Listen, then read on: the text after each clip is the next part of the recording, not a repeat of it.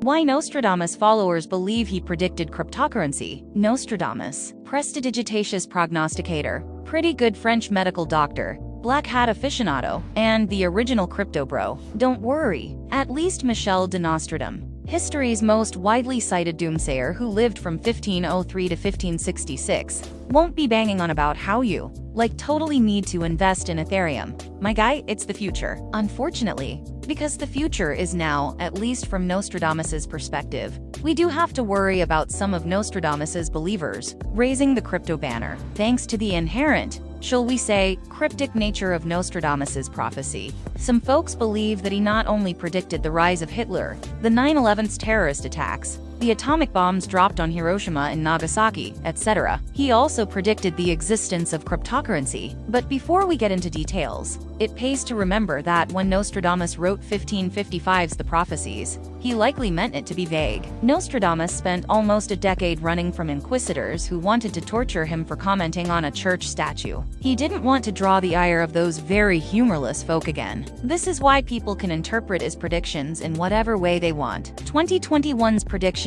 included zombie apocalypses and excellent metal lyrics, like fathers and mothers dead of infinite sorrows, women in mourning, the pestilent she-monster, the great one to be no more, all the world to end, and rain, blood, milk, famine, steel, and plague. And 2022. Welcome to Crypto Land. So what lines from the prophecies do some people say refer to crypto? Century VE, Quatrain 28. States the copies of gold and silver inflated, which after the theft were thrown into the lake. At the discovery that all is exhausted and dissipated by the debt, all scripts and bonds will be wiped out. Basically, take enough words that seem to circulate around our modern monetary system. Gold, silver, inflate, debt, bond, etc., and you've got a nice stew that sounds maybe kinda sorta related to the demise of fiat currencies and the rise of cryptocurrencies, but be forewarned. Nostradamus wrote in French. Any English translation is going to reflect the biases, era, and vocabulary of its translator. But even if people believe these lines refer to cryptocurrency,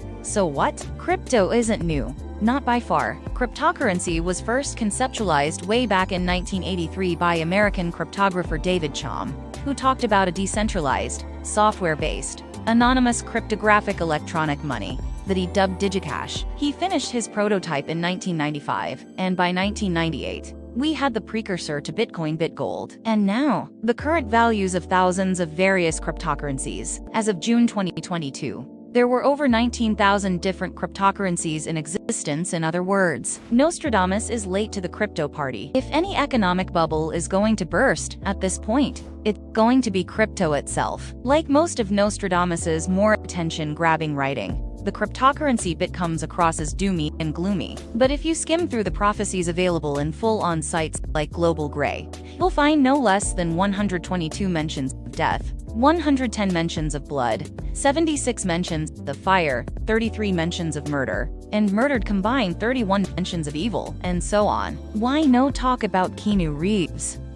In other words, there's a lot of apocalyptic horror to choose from. On that note, 2022 seems to be a particularly horrific year, like 2021 before it. Moving beyond cryptocurrency takes us into some truly metal, even power metal Dungeons and Dragons themed song lyrics. We've got the moon in the full of night over the high mountain. The new sage with a lone brain sees it, by his disciples invited to be immortalized to the south. Hands and bosoms, bodies in the fire. These lines, Nostradamus followers would say, are talking about AI, because sure, on the more realistic side, we've got so high the price of wheat that man is stirred his fellow man to eat in his despair. All cannibalism aside, of course, if you pick a random year, there's going to be some problems with the price of food somewhere on Earth. Current worries in the US about what Forbes calls stagflation don't help the situation.